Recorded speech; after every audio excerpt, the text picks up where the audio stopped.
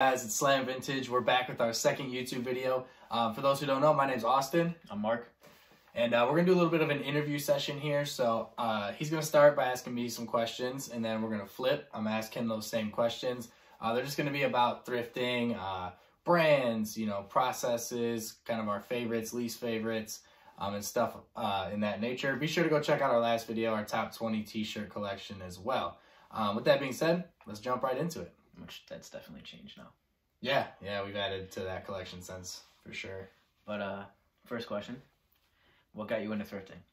What got me into thrifting? This guy right here, he was into it and kind of started showing me the ropes a little bit. Started taking me to some stores. I was making some finds, and of course, I was pulling all the junk food and stuff that wasn't too old and whatnot. And he'd roast me a little bit, but he would help me out and show me that way. So once I got into it a little bit, once I got a little bit of knowledge, I started following more people in the community and stuff, and it just kind of caught fire. It's just super interesting. What's your first find? One of the first finds that I can legitimately remember was a vintage Miami Hurricane starter jacket. If you scrounge around enough, you could find a picture of us in it. Actually, it's not like a puffer. It was the more rain jacket with a hood. A windbreaker? Yeah. Windbreaker. The windbreaker style with that concealed hood and stuff. So it was super cool. I mean, awesome colorway, obviously. What's your best find? I found a Selena wrap tee. Yeah. Fuck you. Selena wrap tee. It was a while ago now. It was probably almost a year ago, honestly. But found it at I wasn't gonna stop. It was that classic story. I wasn't gonna stop at the store, and I just decided to. It was a rainy day. Right in the middle of the rack, not even confined by other shirts. It was a group of 6 shirts. That shirt just by itself, and then another group of shirts. It was wide open right there, and I couldn't even believe it. It was pretty crazy. I sold it on eBay within an hour. It was at my Savers. Yeah, we have and I chose not to go that day. Yeah, he has a Savers that's right by his house. I had one that's right by my house. We actually now are roommates, yeah. But at that time, we kind of had our own Savers that we would both hit at the same time and whatnot. But what's your favorite brand? Favorite brand? I'm honestly a little cliche, but I'm a big Salem fan. Just that kind of where they have the what'd you say? Just big characters and I mean, you can tell when it's a sports shirt. You can tell it's a Salem shirt. Yeah, 100%. I also really like Pro Player for their character type tees and stuff that. I mean, it's pretty basic stuff. It's not anything crazy. But I do like those a lot. I like Starter too. Starter makes a lot of just simple, essential vintage tees. What's your favorite clothing to thrift? I would say my favorite type of clothing is just gonna be t-shirts. I like just finding t-shirts. I'm pretty big on shorts too. Trunks, vintage trunks and stuff like that. I don't find any too much anymore. I've been on a cold streak, I have. But I don't really pick them to sell, though. I haven't really had much luck selling them. That's actually another question later, but yeah, I don't sell them that much. I feel they just don't do well for me. Some people, they do, but I'll buy them and I'll just work out in them. Who are your thrift icons or people you look up to in the thrifting community? Definitely Thrift Lord's one of them. I mean, just from his business perspective is super awesome, but he's also a super cool dude. I'd love the chance to meet with him, work with him. There's so many, honestly. Heat Broker is a good inspiration. That guy's legit. Soul Food was one of the first people. Soul Food San Fran. His videos are one of the main reasons that got me into thrifting. So he's awesome. Pretty much everybody over at Round 2, I feel is just a constant inspiration. And the 2 times I've been to the stores, which they just opened in Chicago, we just went actually, sold them some stuff and whatnot. They've always been super hospitable and super nice and stuff. So yeah, big ups to them. Does your demeanor change when you notice competition? I just think slow feet don't eat, so it doesn't make me mad or anything. It's just if I see somebody in there that's rocking some vintage gear or something that I feel might be into it, I just maybe put a little more pep in my step, They probably try to catch them slipping, I have caught people slipping for sure. And I'm sure people have caught me slipping too, though. But like at the same time, it could be an item that like they know, but it just doesn't sell for them. Right. Yeah. No. 100%. You know, I've taken some losses. I'm sure. Oh, take money. What's your favorite and least favorite thrift store? Least favorite by far is Goodwill. Around here, I just think the Goodwills are not good. In my hometown, which is like an hour away, it's like a small country town, and their Goodwill is literally loaded. Every single time I go there, that place is legit. You know, I find a ton of like Harley stuff, ton of NASCAR stuff, because it's, you know, kind of redneck out there. But I literally always find good stuff there, and the Goodwills around here, they're small. I think that's like the main issue, is that they're just kind of small, because the Goodwill out there is huge in comparison. Because their t-shirt rack, remember? Like their t-shirt rack, it's pretty big, yeah. It's like a Savers, like it's got a huge amount. Like our Goodwill t-shirt racks are like half racks usually. Yeah. So I don't like Goodwill, and I feel like they always smell weird in there. I just don't like it, honestly. I hate Goodwill. Savers is by far my favorite. We used to have 3 like in this area, and then 1 closed. So that was terrible. But they're still relatively close, both of them. So like 15, 20 minutes. But Savers is by far my favorite, even though it's a little pricier sometimes. I mean, yeah, they're pricier, but at the same time, like, if you plan it right, doesn't really make a difference. Yeah, especially if you go on like half off day, and stuff. It's worth it in my opinion. I find way more. And like, if I see a shirt that's like sellable, but they're asking $9 and it brings down my profit, like I still bite the bullet. Yeah, if it's still profitable, I mean. And then I usually end up making only like $2, but we're getting there. We're getting there. What's an overhyped vintage item to you, or brand? I mean, I had a good answer for this, and I forgot what it was. I'm not really super big onto like vintage Nautica, like the Nautica competition stuff. Like, it's cool to find. Like, I like to find it, but it's not really something I rock that much. Same with vintage Nike, like especially like plain, like vintage Nike, vintage Adidas, like the plain crew necks and stuff like that. It's just, I mean, I don't know. It's just not something I'm super into, but there's a good market for it. So like people are into that. Yeah, if you have the market for it. What's an underhyped item? I think something that's slept on. It's hard to find, but like vintage like BMX stuff and like snowboarding stuff. And I mean, there's definitely a market for it. I mean, you go on eBay and you can find plenty of them, and they're pretty expensive, but I just feel like I don't see as many people talk about that stuff quite as much. There's a very select few that like collect it and like talk about it. Yeah.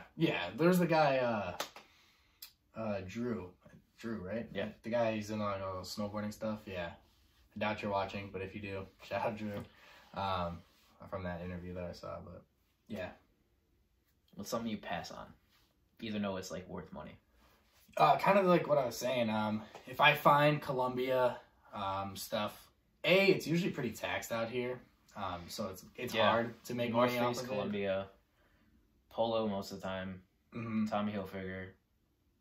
Both of our savers are in pretty decent areas, like money wise. So like I feel like they can tax a little bit. So there's definitely money to be made on those stuff, but like I find it hard to make money.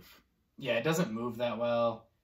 And for me, at least, I know people that make like a lot of their money. I know people that strictly just tell them that type of stuff. Same with like trunks, though. Like I was saying, like Speedo trunks, Nike trunks, you know, all those types of stuff. It just doesn't move for me, so I stay away from it. What are your 3 grails right now? So there's this vintage NWA shirt that I really, really want. It's black. It's got like red speckling all over it. And on the front, it's just this blast graphic with like a silhouette of Eazy-E with some white sunglasses. It's got some words on there and whatnot. And then on the back, it's all over print. And then on the back, it's just got a black and white pic of everybody from NWA. And I mean, they go for like, well, at least on eBay, they're going for anywhere between like $700 to $1,000. So it's a pricey one, but I'm gonna get it. I want it so badly. That's one. There's a few more minor stuff. Like I really want to get, I used to have a Cubs splash, logo athletic splash, and I sold it because I got into some issues with some driving tickets. And I regret that a lot. I want that back. I've literally tried to find the person that I sold it to, and I can't find them. I even like went through eBay and everything.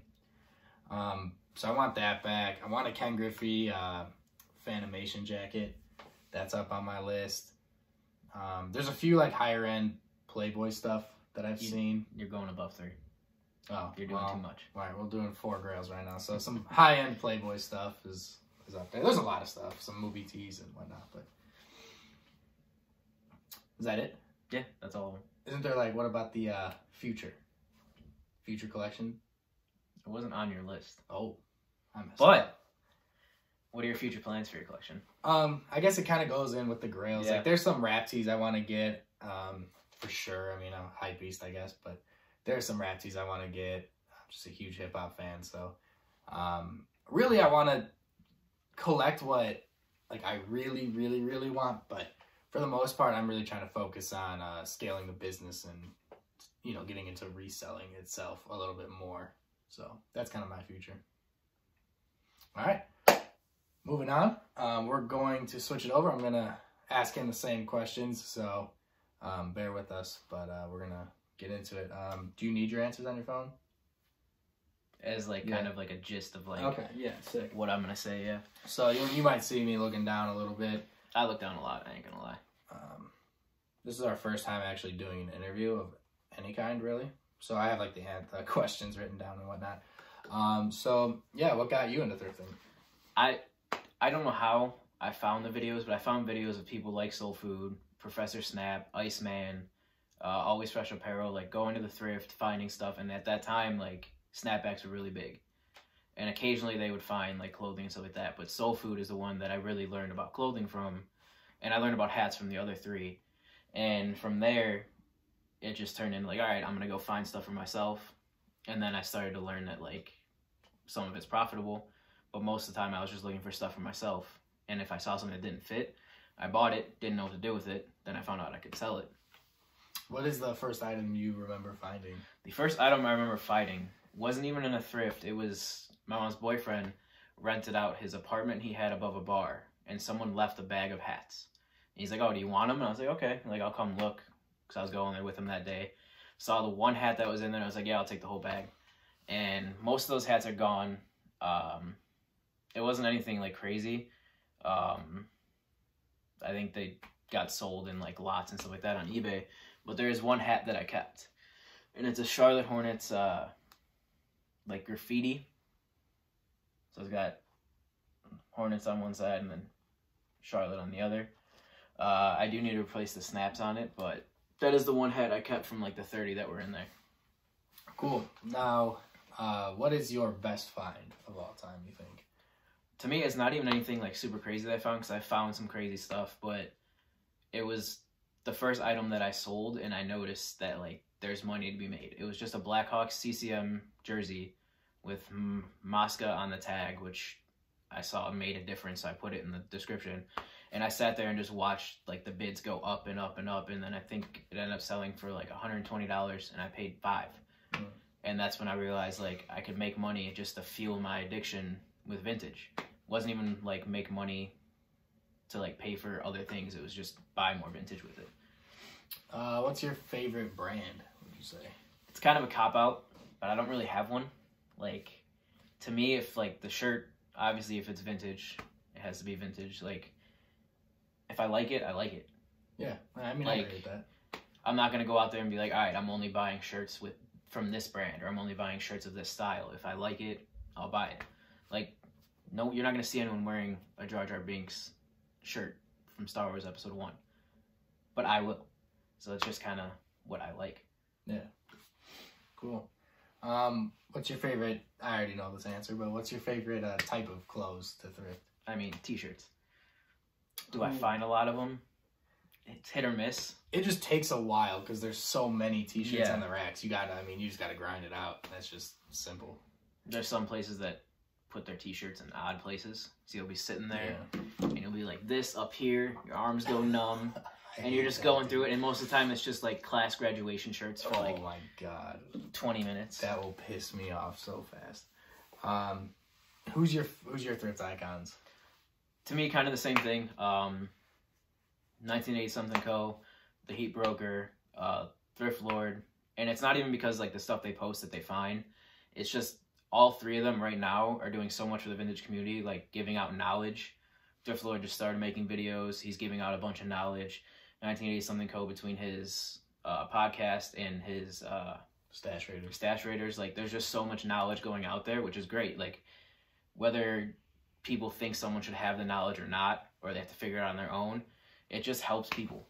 Like that's what it's about. Yeah, and I think like too, I mean, especially if you get up to a certain level, like you're not really hurting yourself by giving people knowledge, because half of them aren't going to use it, and half of them are going to use it but probably not succeed, and then maybe like a quarter of them are going to.